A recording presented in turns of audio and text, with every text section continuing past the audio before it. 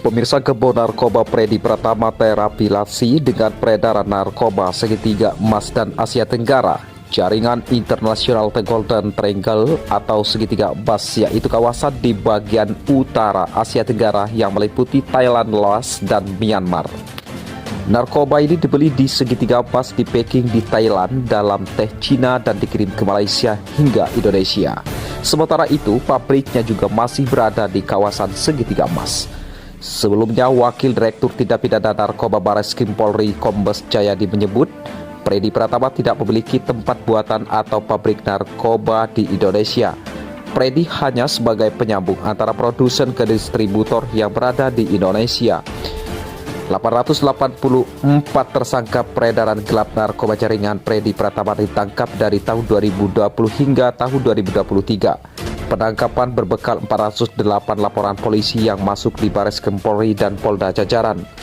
Total 10,2 ton sabu disita, polisi menaksir 52 juta jiwa bisa diselamatkan dari penangkapan sindikat Freddy Pratama sejak tahun 2020 hingga tahun 2023. Berdasarkan barang bukti, sosok Freddy Pratama disebut masuk sebagai salah satu sindikat penyalur narkotika terbesar di Indonesia.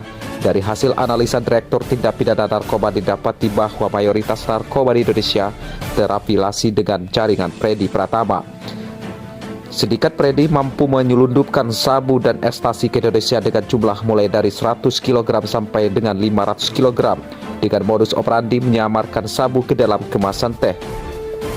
Barreskrim Polri juga menampilkan barang bukti tumpukan uang dan narkoba dalam pengungkapan kasus pengedaran narkotika dan TPPU jaringan internasional Freddy Pratama. Uang sekitar 6,5 miliar dan narkoba jenis sabu seberat 120 kg. Berikut barang bukti.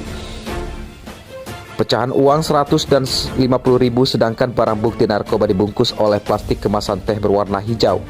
Adapun 25 dari total 39 tersangka dihadirkan dalam konferensi pers kasus ini.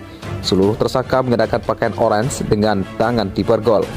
Kabar Reskrim Polri Komjen Wahyu Widana mengatakan narkoba yang ditampilkan adalah sisa dari 10,2 ton barang bukti yang telah dimusnahkan.